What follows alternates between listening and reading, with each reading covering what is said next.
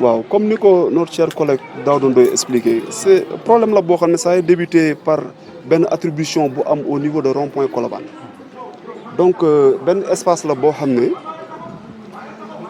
état daf ko saisiroon jox ko CETUD pour mu tabax fa garage.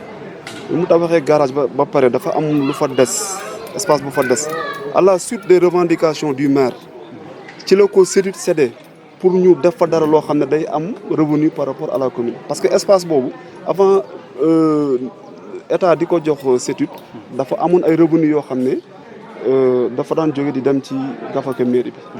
Donc loolu moo tax ñu attribué ko la commune. Maintenant ce que nous reprochons le maire mooy dañ fa tabax benn centre commercial boo xam ne à l'insu du conseil municipal.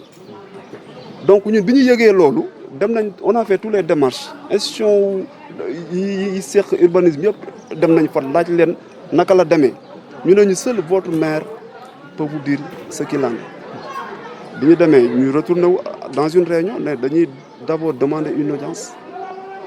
Bon, autant il y avait pas, le maire n'était pas là, donc on s'est adressé au premier adjoint.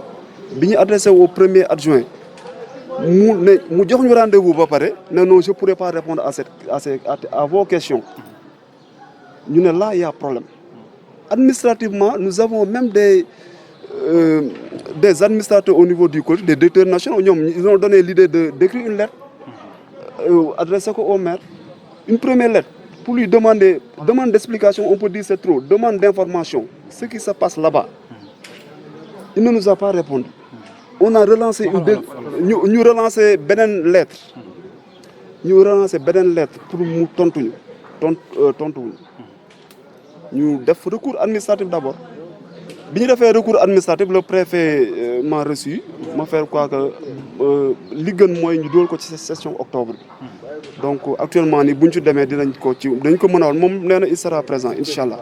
Beneen bi mooy li tax ñu saisir l'organe de contrôle l'OFNAC mooy ces genres de projet là yi nga xam ne moom la maire yi di def avec ce qu'ils font bu problème yi amee cooway bari rek mais day jàll. Maintenant li tax ñu saisir organe de contrôle mooy mu teg ko ci yoon li nga xam ne jaaduwul te ñoom dañ ko def à l'insu du conseil municipal ñu remettre ko sur la table. Loolu moo waraloon jotaay ak dossier Covid bi mooy bi ñuy voté pour dimbali population bi xam nga nous conseillers nous l'avons validé c'est une somme de 220 millions mais biñ ko validé gis nañ pratique biñ ci def il y a un tiers de la population n'ont pas encore reçu leur kit alimentaire. Donc nous dañu conseillé wu benn plateforme boo xam ne on reçoit toutes les réclamations de la population.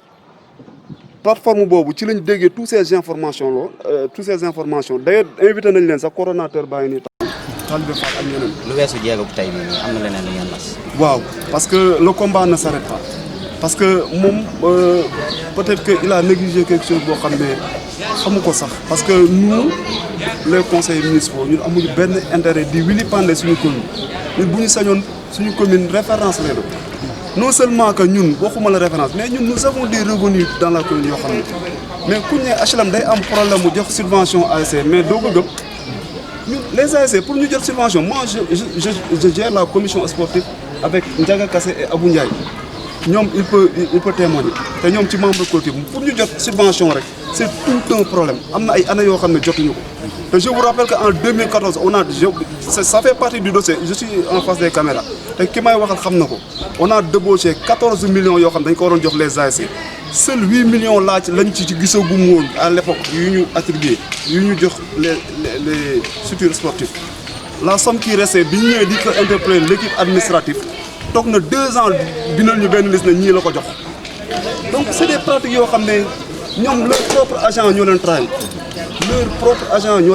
ñoom ils ont fait des choses yoo xam ne même bu ñu jàppee ni ñun xamuñu ko ñoom ñëw nañ ba ci ñun wax ñu ko maintenant nag ñooñu duñu wax seen tur parce que ñooñu dañ leen di protéger parce que ñun yoraguñu lenge yi tey c'est des employés de la commune bu ñu citer seen nom donc dañ leen di andi problème donc je vous remercie.